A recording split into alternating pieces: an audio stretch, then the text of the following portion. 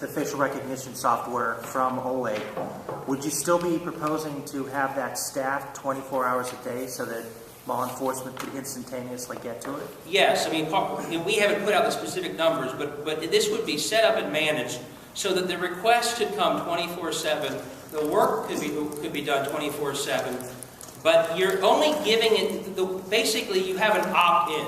You go out and you trade, a partnership between state and local on how to use the system. And so whether it's 24 or 36 or 48 or 50 people, whatever the number is to get that job done, we would do it, but those would be the people who are the only ones with access to do the searches. Then you would have a system, and this is not new, this is what all the other states are doing. Then you have a system where law enforcement across the state could request searches done at any time, and as long as it was a valid request, it would be done. But there are two great benefits to this, to doing it this way. One is, three, you're not stuck within the outdated security of Oleg. And clearly they're working to fix it, but as the Inquirer said the other day, it's going to take them even a year to narrow the number of people who can, up to a year, to narrow even the number of people who can access Oleg. Two, having that narrow group of people do searches builds in the need to request a search. That's an automatic check and balance. So if someone were tempted to do a search for an inappropriate reason, that request would clearly never pass muster with the group of trained people who do the request. And third, by limiting it to 40 or 50 people versus tens of thousands that use Oleg, you're obviously greatly enhancing the security of the system. You're also allowing for, through what I've just described, now we will have a record of every time a search was made, because you'll have a record of requests, acceptances, maybe the occasional denial, and what happened. So we will actually be able to go back and report back 120 searches were requested, and 98 were done, and they turn up the following things, so-and-sos were rejected for these reasons. You now have a built-in auditing system because you're requiring this check and balance of requesting searches.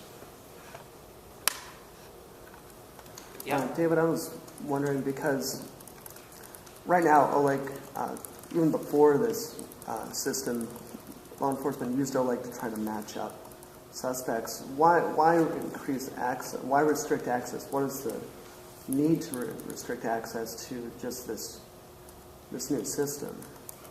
It's a fair question. I mean, I think it's clear, to me at least, and I think it wasn't to Attorney General DeWine, we just have a difference of opinion, that when you get into the technology of using facial recognition, that it's a much more sensitive topic. That the ways it can be abused are so clear that you don't want to have 30,000 people untrained who aren't in law enforcement or in other states surrounding Ohio. You don't just want to throw that out there like you would any other matching system. I mean, this is a system that when you combine it with smartphones, it can be used in a lot of ways that citizens won't be comfortable with, that I don't think law enforcement will be comfortable with, that I'm not comfortable with. And I think the instinct was, well, let's just throw it out there, just like all the other search systems. I think that was a mistaken instinct. I think every other state has basically said, we understand this is sensitive, we think there's some good uses for it, but let's be careful, and the best way to be careful is to go out and train, whatever the number is so we can achieve the 24/7 search capacity. Let's go out and train and pre-qualify a specific number of people. They have access. They're the only ones that have access. They'll have experience. They can take requests and do the searches.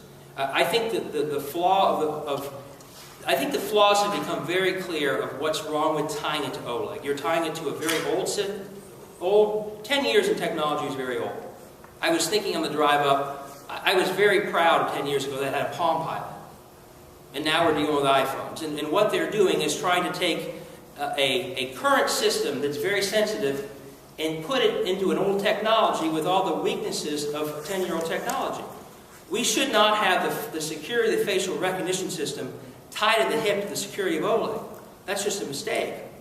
And Oleg, as I said, has tens of thousands of users who have no need to ever use a facial recognition system. So why throw it out there for them to use it and be tempted to use it in the wrong ways? There have already been thousands of uses of it already. We don't even know what for. So I think as important as OLEG is, and I'm not saying it's not important, it just doesn't make sense to tie the two together and to that be your facial recognition system. I think that's the heart of why there's so many problems with the current facial recognition approach that Mike DeWine's using. Yeah.